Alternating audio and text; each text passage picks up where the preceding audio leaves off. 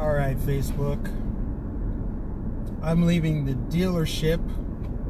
Just went to get an oil change. I did a live stream on YouTube on my way there, so you guys get me on the way back until I can figure out how to do this live stream without using two devices. This is how it's gonna be. So, you know, I'm kind of I'm not sure how I feel right now. I'm kind of indifferent, you know. I definitely don't feel the way that I thought I would feel today, which is, you know, the reason why I didn't go live with excitement last night is because I was just so drained, so exhausted. Number one, the results didn't come in until late. I worked, but then also just the stress and how much work has been put in, groundwork, heavy lifting, live streaming, tweeting, sharing posts, hitting the pavement, talking to people, leading up to midterms. I just needed to take the night. I just needed to recharge my batteries. So I have done that, and it's a beautiful day in Florida. You know, my health is good. I'm happy, but I don't feel the way that I thought I would feel. And I think you guys already know why, right? Like, obviously, DeSantis won, Rick Scott won, even though Bill Nelson is trying to prolong the inevitable and ask for a recount. You know, Florida has been saved from socialism, at least for now. I feel like this was a small victory, not so small victory in the greater battle, right? Or it's a battle within a war. You know what I mean. Securing Florida's future, there was so much on the line, right? Like, talked about it. Whoever was elected governor was going to be able to appoint 3 justices to the state Supreme Court in the largest swing state in the country. And that would be huge because I believe, and correct me if I'm wrong, I haven't been around that long, every single president has won the state of Florida, right? Like, I don't think anyone has taken the Oval Office and lost Florida. Therefore, Florida is going to follow suit with whoever's in office, which obviously that's going to be Trump in 2020. But had Andrew Gillum won, he would have had tremendous power to sway the balance of the Supreme Court, to shift the demographics, which obviously would shift the voting patterns, and he would be able to redistrict and do all of that stuff to set up the Dems for 2020.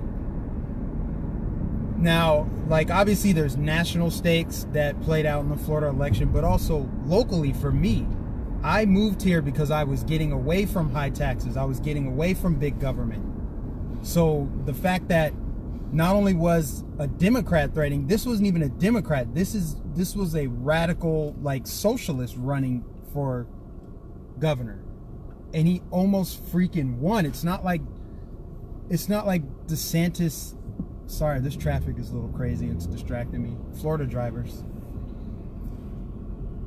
Okay, so, you know, DeSantis defeated him, but he didn't soundly defeat him the way that he should have. No socialist, first of all, should even be on the ballot.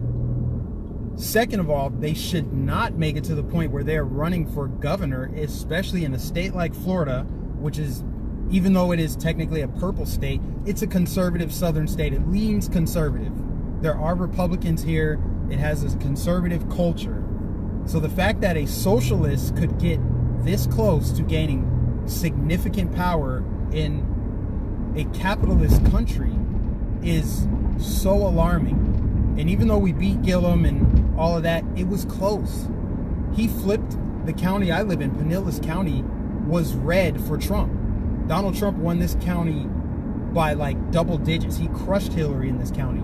It went blue for DeSantis. Or not DeSantis, sorry. It went blue for Gillum. And it just scares me to think that not only would that affect my life, I would think about leaving Florida, going to Texas or Tennessee, wherever I could go that would keep me away from the mighty fist of the government, but what it would do for our country. So like, I'm grateful that we won. Thank you guys for everyone that shared and got the word out. I really like tripled down on the importance of everyone, regardless of where you live, you need to be talking about Florida. And luckily we secured it, so DeSantis is gonna secure Florida's future. No matter what happens at the federal level, Florida is going to be well positioned to fight off any future tyranny, especially with the SCOTUS picks that he's gonna have. So, you know, by 2020, I'm assuming DeSantis will have, you know, picked his cabinet, got some signature wins, fixed some things, built some momentum, so when Trump comes down to campaign, he can fundraise, and, you know, the total vibe will feel good for Trump. And there won't be any shifting demographics because we're not going to be a sanctuary state, you know, so he can redistrict and do all of that stuff, and hopefully that will help with momentum for 2020, because Lord knows we're going to need it. Now, that felt good, but I feel like I was breathing a sigh of relief more than I was actually celebrating it, if that makes any sense. Like, it felt good to get that win, knowing that I played a key role in it. I was spreading information, talking to people, rocking the MAGA hat, going to rallies, just unapologetically out there, rubbing shoulders with Trump supporters, people that I've been told hate me and would hang me from a tree, and all this crazy nonsense CNN and all the, you know, liberal media talking heads say. I've been out there pounding the pavement, and the victory was kind of short-lived. Is more like a sigh of relief because the work is not done. There's so much more to do. I think the next order of business is figuring out why the hell Florida almost voted in a socialist. It baffles me that this is a low-tax state. It's not like Gillum was running in California, where it would make sense if he won. He was running in Florida. Florida is the opposite of California. And Gillum came so close to winning.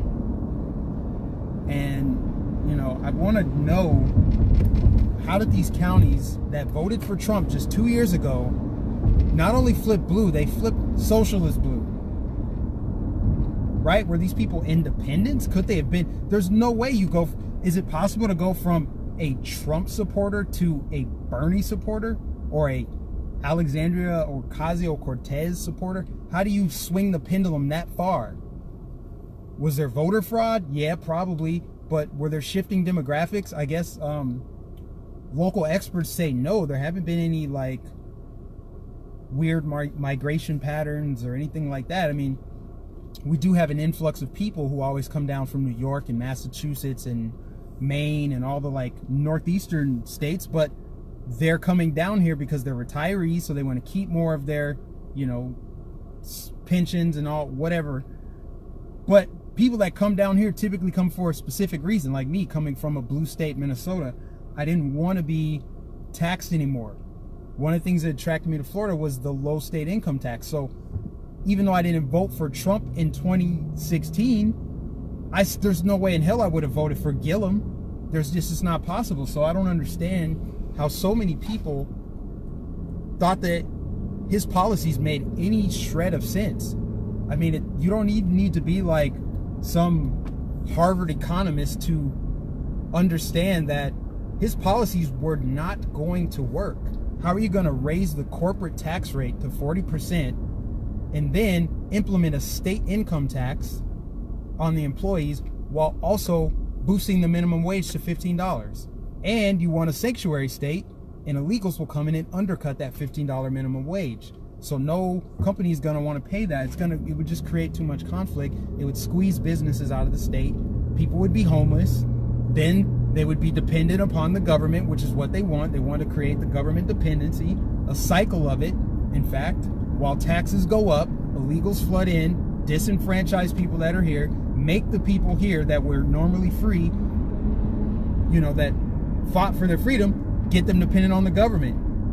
I don't know how people can't see through that. I don't understand how people can be so dumb to vote for what they fled.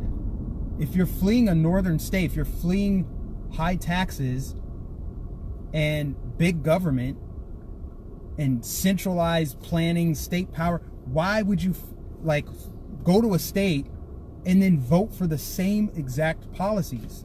I think that's why Nevada flipped blue, because the California mass exodus. Colorado, my beloved Colorado, I have no idea how that state used to be Republican when I was growing up, and then it became a swing state, and it turned blue for Obama, and it's been blue ever since. Democrat governor, Democrat senators, they voted extra blue yesterday, and they won by a larger a wider margin than even Florida. So for a state like that, you see the migration patterns, and obviously now Denver's a sanctuary city, so now they have to deal with that. You know, that's the model. The California model is what they want for every single state. So what I'm getting at is, I think the next order of business for me is going to be to build some kind of coalition down here of patriots, people who love the country, libertarians, free thinkers, people who don't want the government in their business, people who are educated, people who are savvy. And I want to go to these areas that voted overwhelmingly for Gillum and just kind of talk to them, not bombard them with like, hey, here's why you should vote for Trump in 2020. I do understand it's a hard sell, at least on personality. Some people, they're sold on personality. That's some other thing we got to work through too, because I don't give a damn about Trump's personality. I like the guy's personality. I think he's funny. I see him as Trump, the celebrity, not Trump the politician. Right? I've always had a friend like Trump. You know, it's whatever. But people need to understand what we are up against, especially now that the mob has power and they're going to slow down anything that Trump wants to pass. I mean, I think we're seeing stock prices already down a little bit, and the dollar's devalued a little bit more, you know, since they took power. Just the fact that the Democrats are back in power is enough to devalue our dollar, you know, disrupt our economy that was booming. It's not good, man. And like, when I think about Florida and how close we just came to it, there's so much work to be done to get Trump reelected. There's so much work. I mean, I want to educate people. Like, do you understand what socialism is? Thankfully, we've got a large Cuban population here. Shout out to anybody watching this that's Cuban American. Cubans are my favorite people right now. You know why? Because Cubans fled communism. Was it communism or socialism? They're pretty much the same thing. Coke, Diet Coke. Cubans fled that. They moved to Florida, and they are strictly Republican. Cubans voted for DeSantis overwhelmingly. Cubans almost always vote Republican. Puerto Ricans, however, always vote Democrat. And since that hurricane from last year, we have a larger population of Puerto Ricans. I believe they're mostly in the Orlando area. So, there's a lot of educating that needs to happen. Now that we have DeSantis in place, and we're not going to see a shifting demographic of illegals coming in here,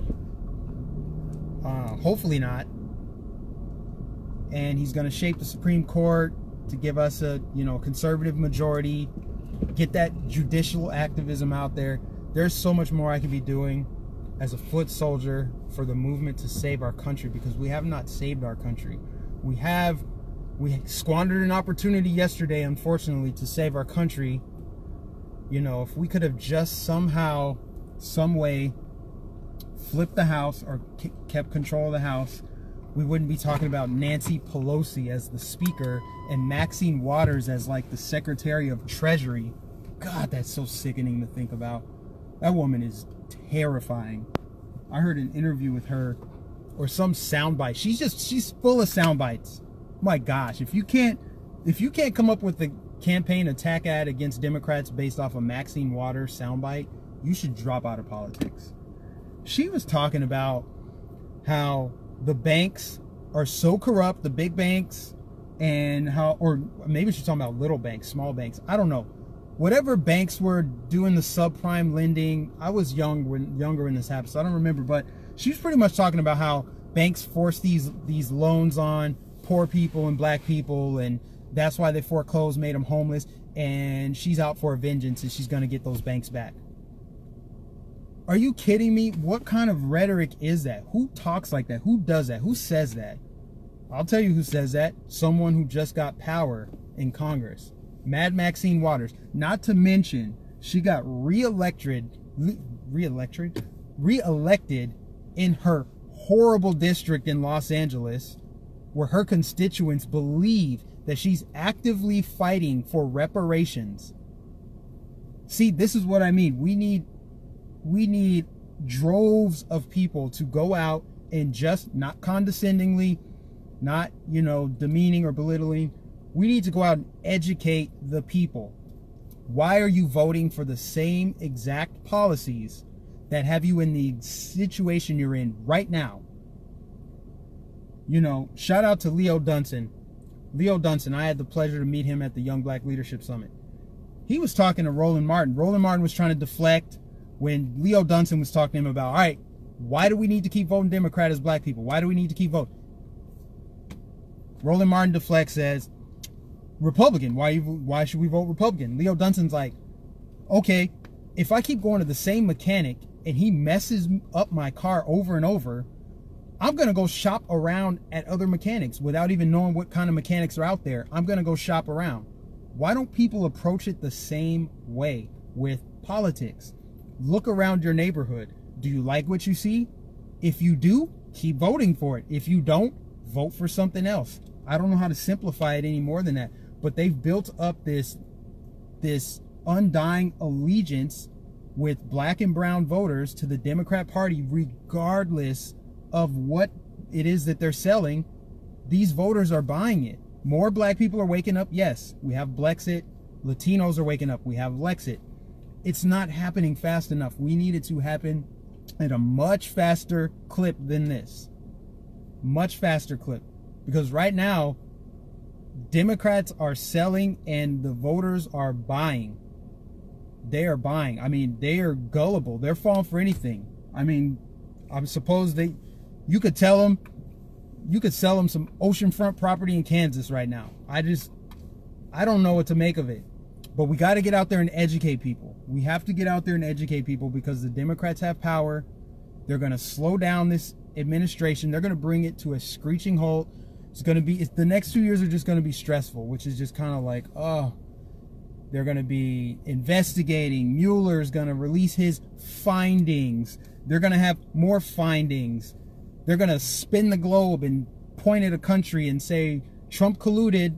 We need to spend taxpayer dollars to investigate. Maybe he colluded with Turkey. Maybe it was Pakistan. Oh, no, he colluded with Australia. He colluded with New Zealand. Nope, Germany. They're going to just keep coming with all these BS narratives. They're going to come up with lies. They're going to dig up a lot of stuff so they can push for impeachment, and it's going to get ugly. The only good news about it, this is the only thing that I can say positive about it, because I am trying to stay positive. Law of attraction. The positive thing about it is the Democrats are going to overplay their hand. They're going to play this up, so they're probably licking at the chops. Like, they're so excited to be back in power. They can't wait to start impeachment proceedings and to just start getting crazy and radical.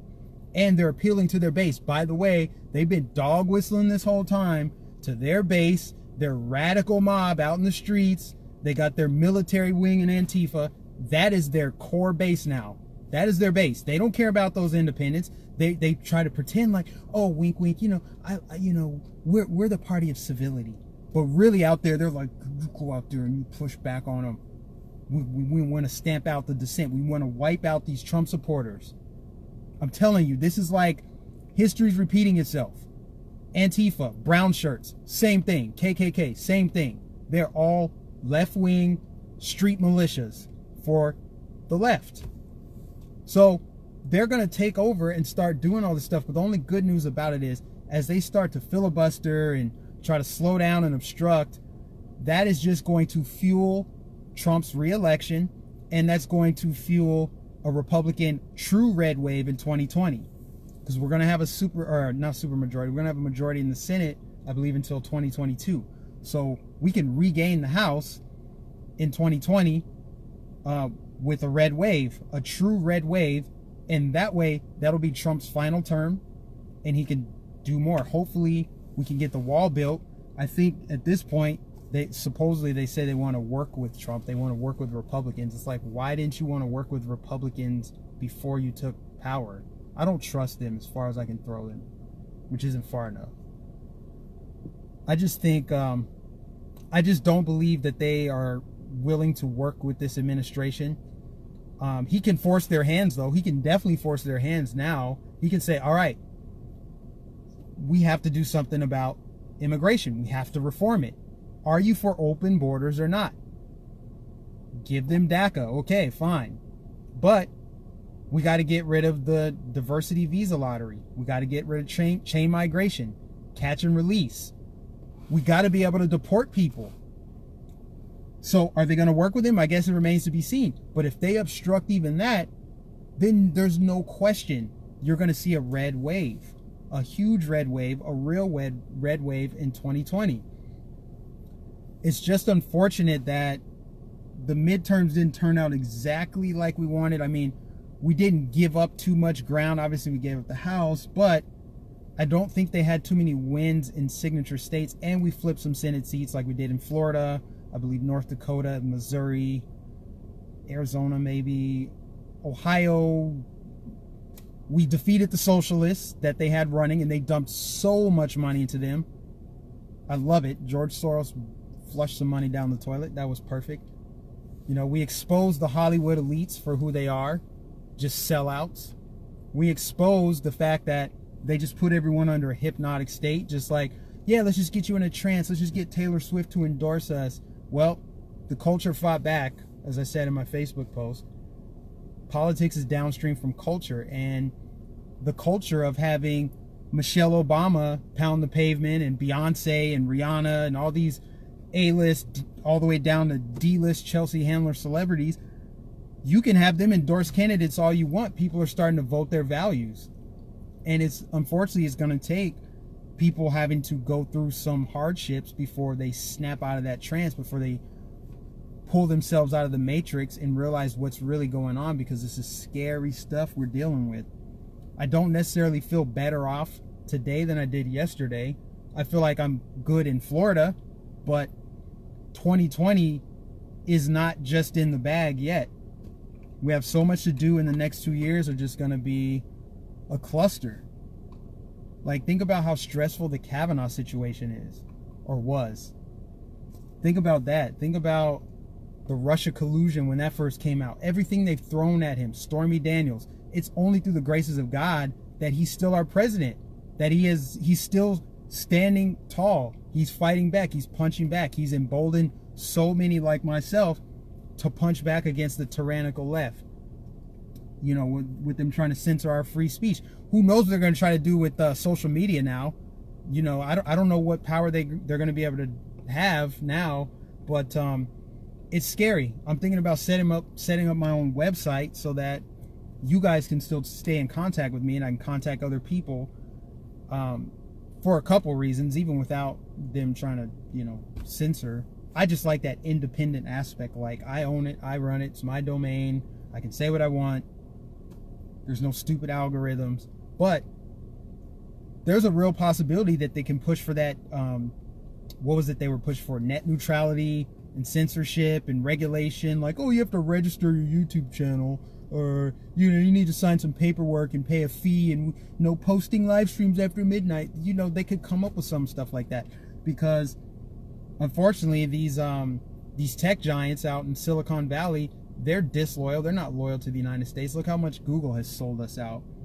Facebook, same thing. YouTube, they're owned by Google. So who knows how they're going to try to hinder this undercurrent of social media, because social media is what got Ron DeSantis elected. It's what got Trump elected. It's not the mainstream media. It's the social media. And the Democrats are finally catching on to that. So, You know, they're going to continue working with their mainstream media cartel to try to undermine the truth and gaslight the public to vote for things that are not in their own self-interest. And it's going to get ugly. So all we can really do is pray for a positive outcome, pray for the president, pray for the citizens, pray for our country, pray for people who are not awake, people that are asleep, people that are sleepwalking. People voted for Gillum because he's a handsome black guy. People voted for Gillum because he's a Democrat. People who voted for Stacey Abrams because she's a woman. People voted for Beto O'Rourke because they're dumb college students and their college professors told them socialism's awesome and capitalism is an oppressive patriarchy. Or they voted for any of these celebrities because celebrities said, yeah, you got to vote for him, you know, because you like me and my opinion matters because I'm Taylor Swift and I'm Alyssa Milano and Beyonce. There's a lot of people who are unfortunately not thinking for themselves, and it's as fun as it is to attack and troll them and all that. Got to pray that they wake up because we need them. We need their votes. They're our brothers and sisters, our cousins, our friends, our co-workers, strangers on the street that, you know, they're still American citizens, and, you know, they want to put illegals over us. They don't understand that. How can anybody, especially a black person, how can you vote for Democrats? How can you support open borders? They're going to disenfranchise black people first in minority communities. You think these people coming up from Honduras, are they going to Beverly Hills? Probably not. They're going to South Central LA. They're going to East Oakland. They're going to North Las Vegas. They're going to South Side Chicago. They're going to these cities, and they're going to overtake and disenfranchise the people there. But because of gaslighting, because of Van Jones, because of Don Lemon talking about white men are the biggest domestic terrorist threat in the country, you know, because of that kind of rhetoric that's spit on mainstream corporate media, people are believing it. You know, they'll call me the Uncle Tom and the sellout and the coon and the Sambo and all these names, and I'm the one that supports the party that freed the freaking slaves. The truth is stranger than fiction. I tell you what. So I won't keep you guys too much longer. I'm happy DeSantis won. It's great. It's good for Florida.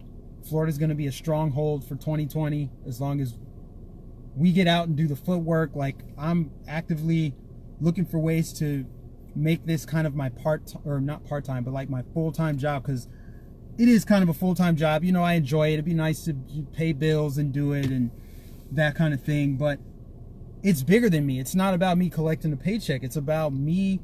It's about saving the country. It's about doing something bigger than myself. It's a calling. You know, God instilled this in me. God called me to use my voice, use my platform, use my natural skills, my abilities, my college degree to bring about change, and change in God's image, which is freedom. You don't even have to believe in God. Just believe in freedom. Just believe you were born to be free, just like a squirrel, a chipmunk, a monkey, a fish. Oops, I said monkey. Is that racist? No, but like, animals are free. Humans are free. We're born free. But people are born, we're all born into a system that imposes its will, and most people don't question, don't push back, they just submit to it. And when you introduce small doses of control, people just adapt to it. Instead of saying, hey, wait, well, hold on a minute. What if I don't agree with this tax hike? What if I don't want to do that? What if I don't want this welfare? What if I don't want to buy health care, Obama? You know, we got to educate the people. We have to educate the people. And so it's going to be a full-time job to do that. I would like to be able to travel. I would like to continue going to Trump rallies, because as my platform grows and I can share these viral videos, it's an instant debunk of the narrative. There's no easier way to prove that Trump supporters are just people. They're not brown shirts, black shirts. They're not Nazis. They're not horrible people. Yeah, they chant CNN sucks, but in fairness, CNN does suck. But just simply a video debunking, like, hey, look, these are just your average everyday people. They actually voted for Obama. Go figure. They voted for Obama and now they voted for Trump. I guess that cancels them out from being a Nazi or a white supremacist or whatever. You know, if I can just go to some more rallies and talk to more people on the streets, kind of network, get, you know, interact with other channels, I feel like that'll be a good way to get the message out. So, you know, that's all I have. I'm at my place now. I gotta go inside.